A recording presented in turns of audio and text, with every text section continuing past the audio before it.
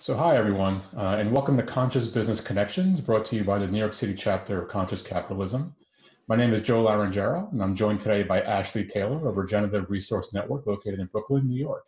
Ashley, welcome to the show. Thanks for having me. Sure.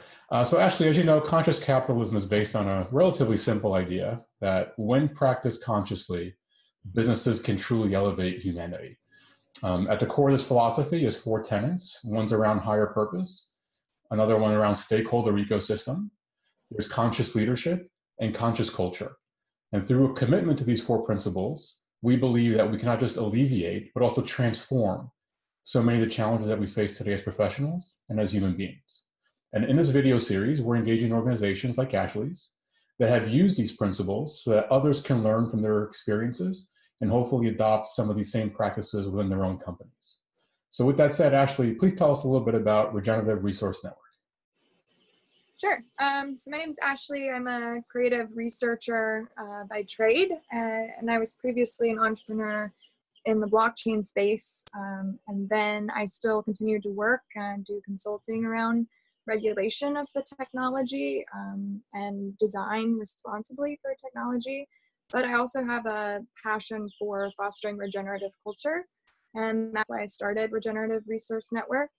As a business, we're a community and event space in Red Hook, Brooklyn. We renovated a warehouse in 2018. We did most of the work ourselves, and we're supported through rentals of our space for weddings and meetings and all kinds of purposes.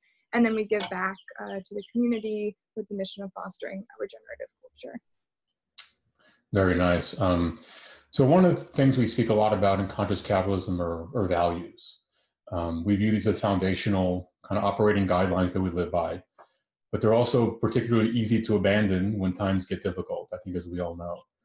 What are some of the values that Regen is guided by, and how do these manifest in the operations of the business? One thing that's a big deal for me is walking the talk, and then also the idea that the social change that we want to see in the world has to start with ourselves. And as a business, that comes down to making decisions that are not necessarily the best economically, like they cost more to be regenerative, but it's the right thing to do from my perspective. So what that translates to specifically, we buy renewable energy credits. So we tell Con Ed that we want to switch over our energy bills so that we're getting regionally sourced renewable wind energy. We pay for a composting service. So as an event space, we have been really looking at our waste and how to reduce that.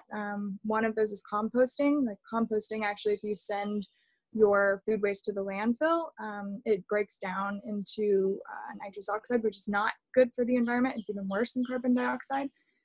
So we've been trying to do things that have a big impact and like that. We've invested in a commercial dishwashing station so that we can not have plastic or disposables, and that means really hard conversations with some clients who not necessarily are coming in with a regenerative mindset. And when they hear that, I'm sure that we lose business from this sometimes because people just want to do it their way, but they also don't see every week what it would look like if we're just throwing away tons of stuff and even recycling, but that's not really the best option. So we have plates and cups and all of that, and we do mutually beneficial hiring. So whenever we're bringing someone on to work with us, we try to think about, is there something in our space that they can use for their own purposes to start their own business? So our event manager, he uses our recording studio because he's also a musician. So he gets that additional perk, gets to be in the space, which would be something else that he would be renting normally. And he actually did start as renting the space. And we have an event manager, and she has been working with us to figure out how to start her own event planning, wedding business, and sort of use the clients that we have there. And so we've been supporting her in doing that. So I really feel like that needs to be part of a good relationship in terms of the people that I'm working with, to feel like that they're not just doing a job, that they're sort of working towards their greater future. We buy products that are good for the planet. We don't just buy the cheapest toilet paper, we really actually do a lot of diligence about what kind of products we want in the space. And we don't underpay people. Like, you know, even there's a lot of times where as a business owner, you could see like, oh, I could just, you know, people are like, oh, what do you want to pay me? And you really have to think through that. Like, is this a wage where they can actually support themselves? So that all kind of translates into, and that really has been the bulk of the work for me last year, is just how do I make sure that the values that I have are being implemented in everyday practices. That's really inspiring. Thank you. I know some of these practices have short-term financial implications, right? But long-term, they could have some significant financial value, actually, and advantages. Can you speak to that a little bit? Yeah, I mean, I think that kind of gets to my other value that I wanted to talk about. And I think it's like a shift in thinking that we can be economically richer from these choices, and more that we're having a richer life, a more meaningful life. And something that's guided me has been, if I'm making these choices to be regenerative on a personal level, like the business aside, I feel like I have a richer experience in my life. So just the choice of composting is connecting me every day to the earth, and that I'm providing something back to the earth. And I think that on a business level, that translates to I'm making these choices. They don't necessarily reflect on my balance sheet the way that the other choices would, but in terms of how I feel about my business and what I'm doing and the purpose that I get from trying to bring change to the world in my own way is much more fulfilling than if I were just, you know, trying to make as much money as possible. And I think that shift is something that we're interested in fostering in other people, because I think that a lot of people are maybe already doing this, but in sort of a piecemeal way, and they don't understand how it's connected to a greater movement. And so I studied cultural anthropology. I've always been interested in the kind of the cultural guidance for social change. And so I've been looking at regenerative culture and sort of thinking about what are ways that we can foster that. And I see culture having sort of three main areas, one being like the systems and the everyday practices, another being just the community and the relationships that you have, and a third is kind of like the guiding ethos, the sort of values and the beliefs that culture has. And so we're sort of doing things along those three areas. In terms of the systems, we have a membership program. It's free to join for people who can show how they're giving back to the community and the planet. And they then get access to discounted everyday goods. So we purchase these goods like, you know, compostable trash bags, or coffee and chocolate from Equal Exchange, or cleaning products in bulk from Common Good. And then we pass along our savings at buying them as a wholesale price so that our members can get discounted goods. And that actually is a really big difference for people who are living at a low income level. They can't normally access goods that are priced for their ecological value because it's too high of a price point. So we're trying to make those goods more accessible with that way. But then even people who are at a higher income still get a 25% discount off of retail. So everybody is benefiting in that situation. We've also created a website for bartering, and we're calling it re-gen.exchange. And we're going to be working on fostering more trades that connect people locally, and then possibly even globally in that way. And then we're also releasing a bunch of how-to guides on our blog, and then in the events that we do, so that people can sort of learn just like the basics of regenerative culture. In terms of community, we have free events, and we're in the past, and you know, now we're focusing more on our newsletter and resources that way, and then also just connecting our different members together. And then finally, in terms of kind of the ethos and the guiding mission of this, is something that I feel like I'd like to focus more on over the next year, now that I feel like we're getting sort of the basics in place. And that has to do a lot with pointing to other people who are doing really good work, highlighting their work, finding message that are inspiring to people, and not just about, you know, the basics of the regenerative culture, but more about like, what does it mean? So I want to get back to something you mentioned at the start of this around how it makes you feel and how you benefit in many ways outside of financial. I know the way we measure business seems to be financial and short term, which I think is a very narrow way to view performance, right? There's emotional, there's spiritual, there's heart-filled measurements as well, mental well-being, fulfillment, right? These energies have a profit all their own outside of the financial. And to hear you talk about that is inspiring. I think a lot of companies are moving in that direction where they're measuring their performance outside of just a balance sheet over a short term. Then you mentioned quite a bit around new services and new products that you're developing and have developed, because obviously being a event space that requires people to get together, clearly been disrupted quite a bit over the past 2 months. So you've gone to a barter system, you're building a community, you're selling CPG products and everything. How many of these things were in place before COVID versus how many you've thought about since COVID has come to be?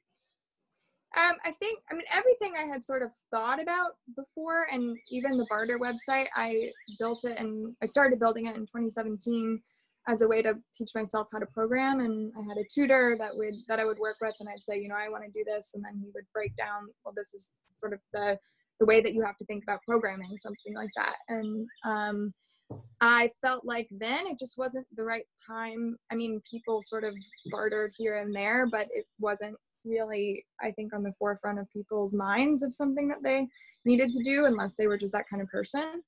And I felt like when the crisis started happening and just seeing like people losing their jobs and, you know, the unemployment situation, it felt like, well, maybe people are going to be looking for alternative means. And that kind of reinvigorated me to focus on it again. I'm also part of a local business association in Red Hook, and we've talked a lot about that between businesses. How do we sort of capture the value that we could trade together, and create like a system for agreeing on that? So the crisis sort of reinvigorated that for me. And then in terms of the everyday goods that we have available, it's more like we had the system in place, and then now people are just way more excited about it. And so it's just allowed it to grow in a way that I think before it was just growing slower. That's great. That's great to hear. And I'm sure it's such a valuable resource for people in such a dense urban environment to get access to products that they probably couldn't otherwise. Real quick around the community and New York City and everything. Sometimes it takes adversity and challenges to discover what a person, a business, a community really is all about. So is there anything that surprised you about the community, or is there anything you'd like to see the community continue to do once a different normalcy returns? So I'm in Red Hook, and Red Hook was really hit hard by Hurricane Sandy. And so because of that, there's still a lot of organizations that were funded to help mitigate the effects of that. And a lot of their work has still been ongoing. So it sort of felt like we as Red Hook were pretty well organized and compared to other neighborhoods.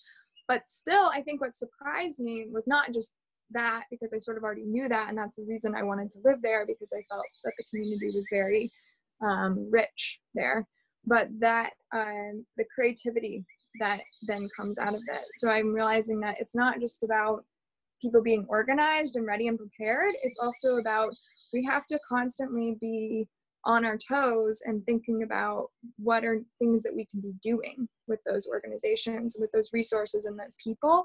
And I think before the crisis, there had been more of a breakdown into silos of, you know, they're doing this and they're doing this. And now it's more like, oh yeah, we have to figure out how to work together, because we have to get masks out to people in the community. And it's not one organization that's doing that. And it sort of creates these new relationships, which I've appreciated, because we started our business in 2018. There was already kind of this whole back history. And I feel like for the first time, we're starting to figure out how to rely on each other better in the community. Yeah, this is one of the tenets practiced in a way that's remarkable. So it's, you know, stakeholder orientation. It's environment, it's employees, it's other organizations, right? It's bringing everyone together. I know you had talked about in our pre-conversation around individuals and how they take great action without great acknowledgement, and building an ecosystem to bring them together is a inspiring practice for you. And I totally agree. So thank you for doing that. As we come to a close, is there anything else you'd like to share with the community? Yeah, I was reflecting on that. I mean, I think there's some things that are continuing to be hard for me in terms of my own transition to a regenerative mindset, because it is a constant battle in work. It's not like you just like get there and you stay there. I mean, you're constantly reframing your own perspective about things, and that can be challenging. For me, one is just the competition. Like, I'm constantly working on that. Like, how do you see someone as being someone that you're collaborating with, and always like breaking that down. And then the other one is, I think, relevant for a lot of other business owners, is how to just be in the moment with your business and not be so long-term. The dominant business mentality, if you go to business school or, you know, read these books, is like, you know, what's your 5-year plan, or how are you going to get there, and all these things. And I feel like it's good to sort of have a roadmap of that, but I also ascribe to more spiritual practice, and that's, I think, my ethos right now. Okay. It takes a lot of work, it's a lot of commitment, and it's a everyday practice. I could talk to it from my own personal experience as well. But it's worthwhile in the end, that's for sure. I guess it never ends. The journey keeps going, but it definitely makes it more fruitful. Everything that you do and everything you encounter, everyone you encounter, it takes on a different meaning, a different purpose. So thank you. So Ashley, thank you so much for joining the show today. Before we let you go, just wanted to give you a quick opportunity to tell everyone where they can find out more about your company. Sure. Our website is regenerativeresource.network, and my email is on our website. Okay, great. Thank you. We'll include in the description as well. Didn't want to close out without thanking our sponsors. So the Tom Yak Foundation, as well as Core Club, who makes programs like this possible. And Ashley, it's great to have you on. Great to have you as part of the local community. Very inspiring to hear your message and your just sheer desire and commitment to service and to providing. It's remarkable to hear stories like this, and always makes me feel good. Thanks for having me. That these things are going on in our community. So thank you for everything you do, and look forward to being in touch.